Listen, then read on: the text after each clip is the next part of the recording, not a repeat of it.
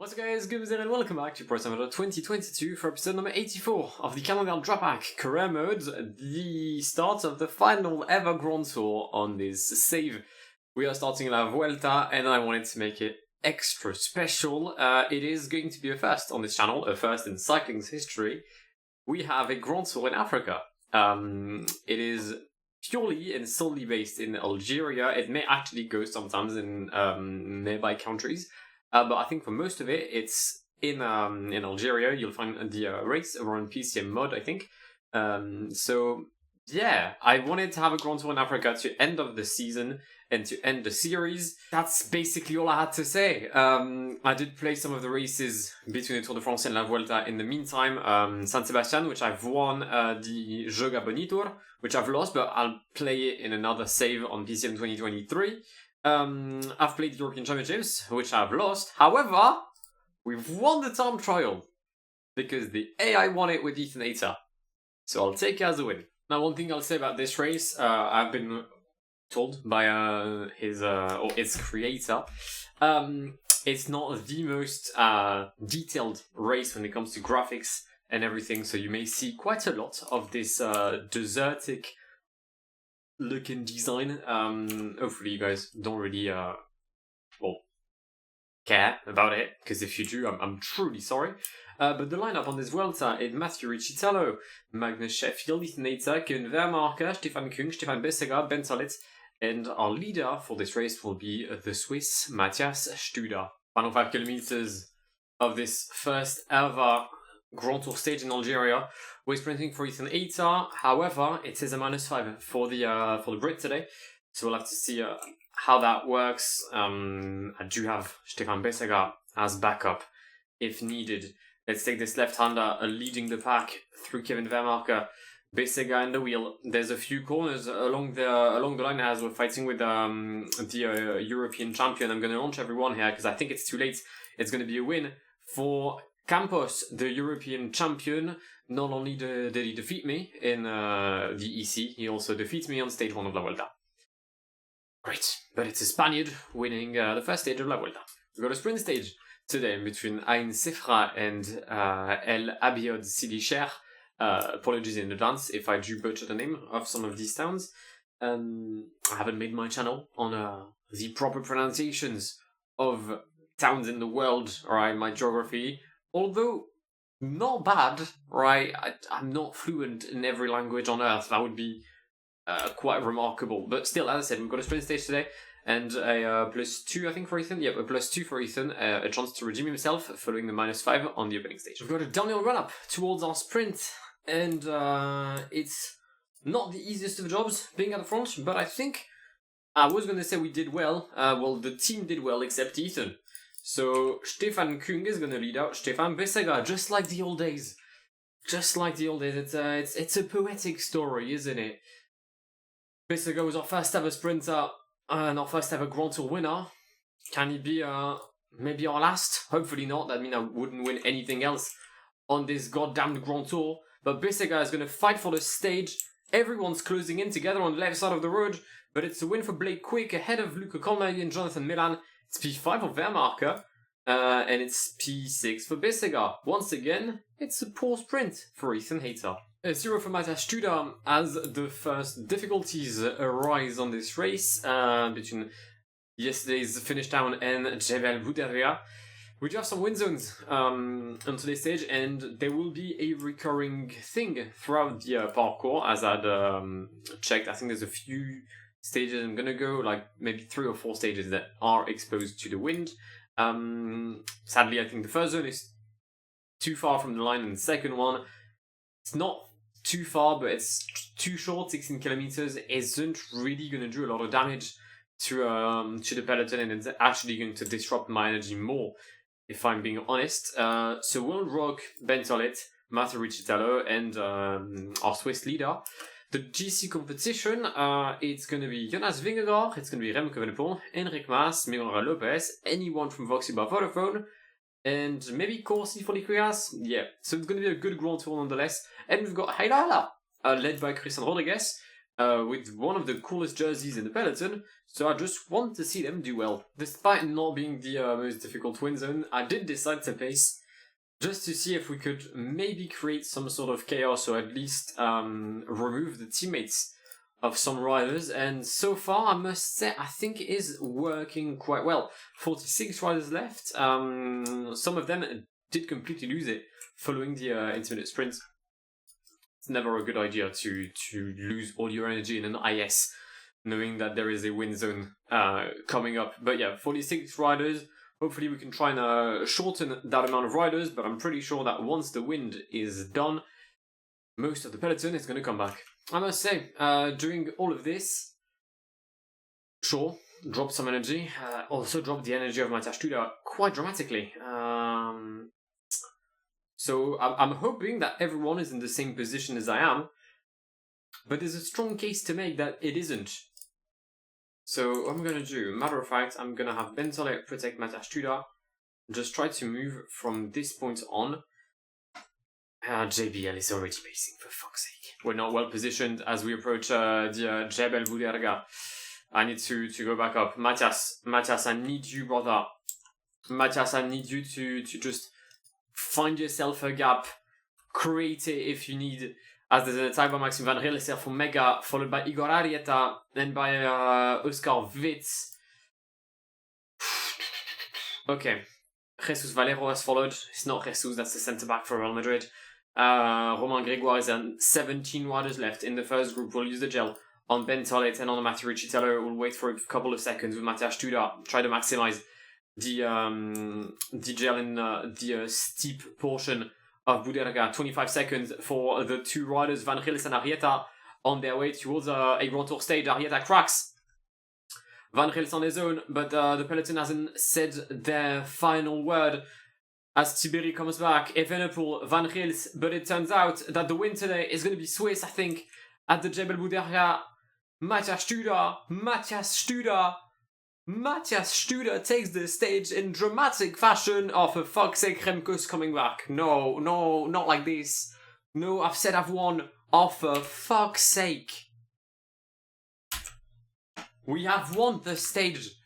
Get in. Never in doubt. Not once. Back to the sprints between El Bayad and Laguat. We've taken the lead of the GC. Matthias Studer leads the Belgian charge of Remco Evenepoel and Maxime Van Riel for Mega. And then it's Bentolet and Mathieu Riccitello. Some of the leaders have already taken a massive hit. Yesterday, Jonas Vingegaard losing nearly 3 minutes. The season of Jonas Vingegaard has to be studied for possibly one of the worst ones ever recorded in cycling's history. Because, yeah, he was on the Tour de France and he was shit. I'm pretty sure he was on the Giro. And you guessed it, he was shit. It's a real wonder as to why he's here. I think I'll have to study in another time. But why does Ethan Hayter always lose the wheel of fucking Stefan Bissegger? Why are you there? Genuinely, how did this man end up in such a despicable position? Just take the wheel, for fuck's sake, Ethan. Accelerate if you need to, because the sprint is about to go. Thank you. Jesus Christ. Remarkable. Also, I've forgot to use water. I've done my best benching as I've messed up, haven't I? Okay. This may not be my finest work. I will absolutely hold my hand up. I've done better in my days. Stefan has been blocked again. It's fine. Look, it's okay. It's just PCM. It's alright. Things are gonna go swimmingly either way, because Kevin Vermarker is a GOAT, and he's going to propel Stefan Bissegger towards, like, a top 9. What's going on? Okay, great. Ethan Hayter even decided to lose the wheel of Bissegger. I've had enough of this, man. I've had enough of these Donnies. It's a win for Luis Campos, ahead of Blake Quick, and Vitz is gonna hold on for P3. Great. What's going on in this race? +5 for Matthias Studer, the first of hopefully many, but it doesn't matter today. It's a sprint stage between Laguat and Ayneresh. Ethan has 14 points in the green classification and is meant to be one of the top sprinters on this race. This is possibly one of the worst debuts I've seen for a Grand Tour. But I'm pretty sure I haven't lost a single points a single points jersey on Grand Tours this year. I'm not about to make the Vuelta the first one to lose. Final 8 kilometers of the stage, we are trying to lead the peloton. With Stefan Kung, there is a very tiny zone exposed to the wind coming up. I'm not sure what kind of damage it's going to have, should there be any. But with -4s all across the board, I'm not really confident when it comes to my chances of doing well today. We'll still try our best with Magnus Sheffield leading out the train. Let's use the gel at 5 kilometers. Never forget about the gels, I always do, but you shouldn't, although I'm not sure it actually does anything. But one day someone will prove the efficiency or lack thereof of gels and PCMs. Either way, I digress. As Kevin Vermarker has managed to lead the peloton, Besega is in position. Ethan is actually not lost. Fuck me. Wow, well, I've been left for dead. It's a win for Luca Colnaghi. It's not even a top 10 for recent. What the... Why would I have needed to launch earlier? I can't fuck this up. 0 for Ethan Ater, +5s all around. Somehow, I feel like I'm gonna lose. There's 4 intermediate sprint within 13 kilometers. That feels like overkill. Heidelberg, Bishkra. Come on.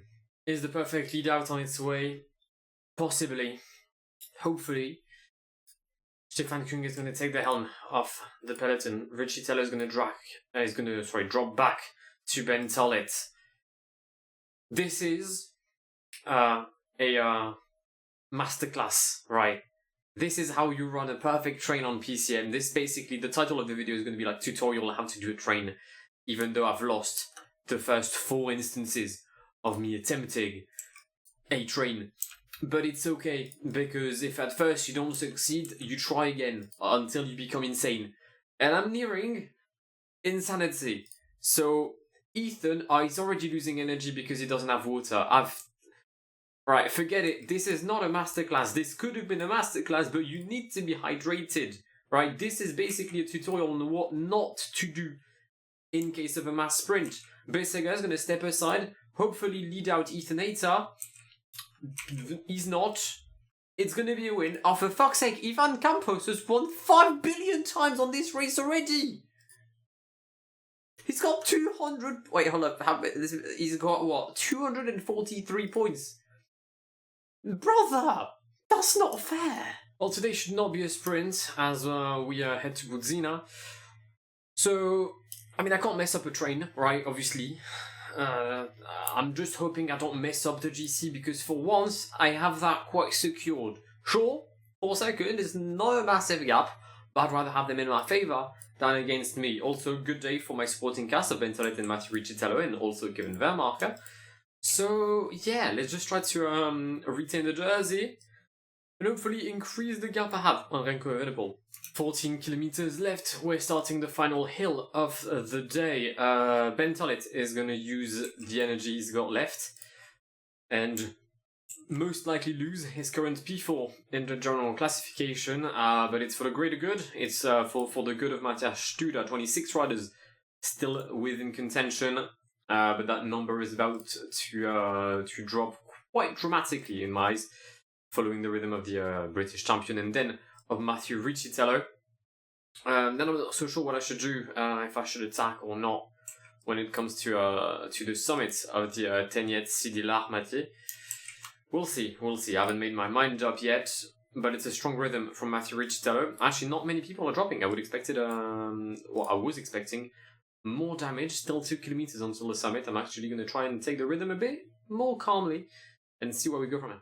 Group of 15 at the front. Matthias Studer and Riccitello are the 2 remaining riders of the team. Remco Evenepoel is here, but he's at the back of the group, so we'll see how the Belgian holds on. But Mathieu is going to try and lead Matthias Studer towards the second win on this, I guess, Vuelta Algeria. Probably the name, the easiest name I could find to try and call this Grand Tour. Acceleration on the left here by Captain Price, followed by Van Wilder. This is an attack by the teammates. Those on the leaders of their team attacking. Van Velde, though, with quite the strong rhythm, and actually it's going to drop Remco Evenepoel, which is interesting. But we'll take it. Maxim Van Gils trying to join the wheel of Mr. Price. 1 kilometer until the end, group of 5. Matthias Studer is going to try and come back at Van Gils, and it's going to be a second win on the Algerian roads for the Swiss man Studer. Rona for a 1-2 for Switzerland. Another chance to increase our gap today. Wettaga Ain Tetawin. +5 for Matthias Studer, and he's triggered his fitness peak. So, come on. We have a good chance, we have a good thing going on right now with the Swiss man.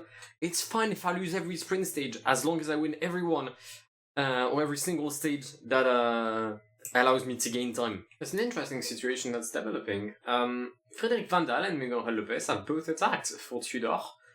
Now I'm wondering what they're gonna do as soon as Vandal loses energy. Is Lopez gonna pace? I don't think he is. It's interesting. I've rarely seen the AI behave in such a way. But I'm all for it. I'm all for it. Adds some sort of spikes to the race. In the meantime, I'll have Ben Saleh just increase his rhythm just in case. I paced most of the day to try and prevent any creation of a breakaway. And I mean, clearly it worked. And we're starting the final climb, the Ain Tetawin. 8 kilometers at an average of 7%. It's not the most difficult of climbs. I'm actually not a specialist in the topology of the Atlas Mountains, but I'm pretty sure you'll find the more difficult roads along the way. 24 riders left, and make that 21 as Ken Vermarke drops and make that 22 as Frédéric Vandal joins our teammate. Pentolet is going to use his gel. The difficult portion is at the beginning and at the very end of the climb, but I'll maximize the +5 Matthias Studer by attacking quite early on, I think. We'll put a strong rhythm, then have Richie Tello pace, and then attack with the mighty Swiss. I think that's a good plan. 21 riders left, and here's our attack with Matthias Studer, who follows. No one. Steininger has attempted to, but so far unsuccessfully. Van Gils is gonna have Remco Evenepoel pace, which is logical. It's his teammate. He does what he has to do. Ben Tolet can try and hold on, so can Mathieu Richitello. They've been dropped, the two of them, but that's okay. So far, 16 seconds. Antonio Tiberi coming back at us. I'm not a big fan of this, because if they do come back, they'll have the energy to sprint, and I'm fucked. And energy they seem to have, but maybe not enough. Oh, Igor Arrieta, maybe proving me wrong. Nope, he's not. It's going to be a third win on Algerian roads for Matthias Studer, cementing himself as the main favorite in this general classification battle of La Vuelta Algeria. It's a win for Studer, ahead of Antonio Tiberi and Igor Arrieta. Stage 9, Batna El Hawinet, 0 for Isonator, and 0 is probably the amount of wins he'll end up on today's episode. Final 6 kilometers, I'm hopeful of a good result. First of all, because I'm literally everyone in my team at the front, and also there's this hill, which, I mean, suits Ethan quite a lot. The thing is, I'm pretty sure he's not going to win because I've got too many riders in my train ahead of him. I really wanted to make sure that I'd do well, so I slapped my entire team at the front of the race, and I'm pretty sure I've launched everyone. But that's fine. Somehow Kevin Vermarke... Oh, I'm going to lose again. How?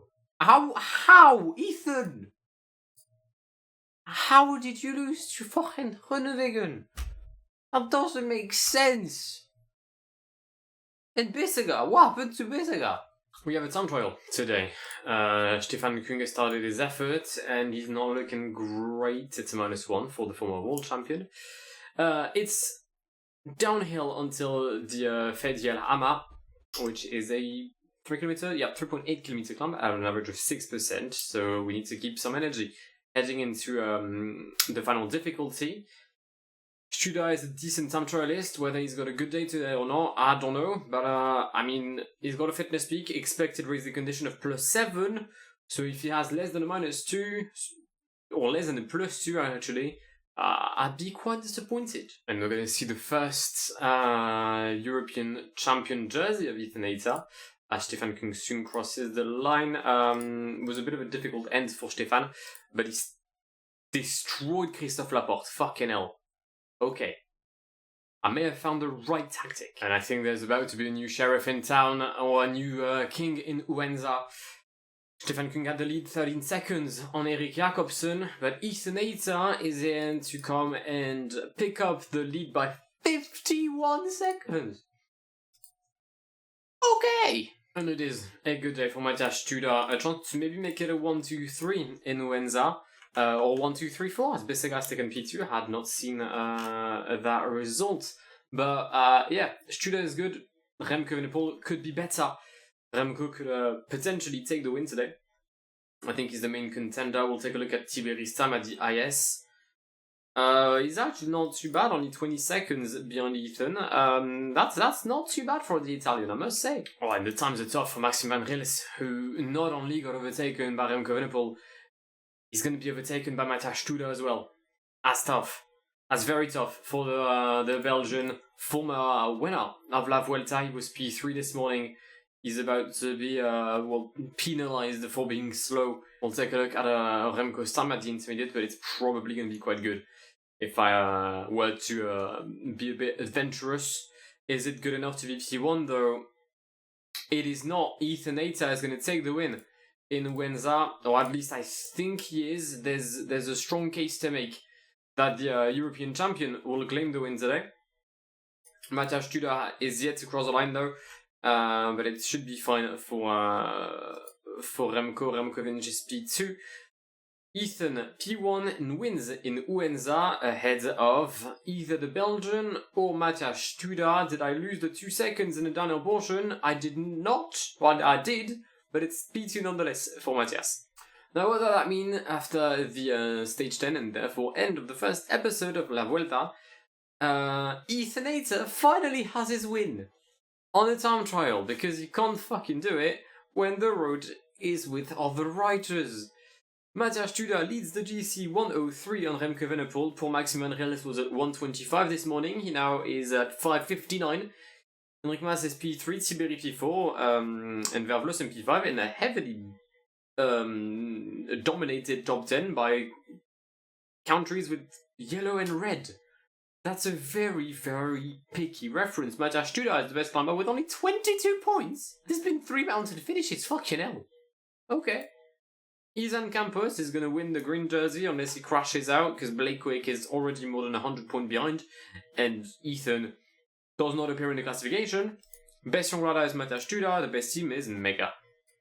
Alright, well, end of the first 10 stages of La Vuelta Algeria. I hope you've enjoyed the first half of the race, and yeah, the next episode will come quite quickly. It'll be the final racing episode of the season. Actually no, because there'll be World Championships, and there'll be at least Lombardia with the whole goodbye kind of thing for the series, which will be episode 85, which is quite poetic actually. No, that'll be episode 86. We'll end on 86, alright? It's fine. But I hope you've enjoyed today's episode. If you have, then please leave a like down below. If you're new to the channel and want to see more of this content going forward, then feel free to subscribe to the channel if you've done so already.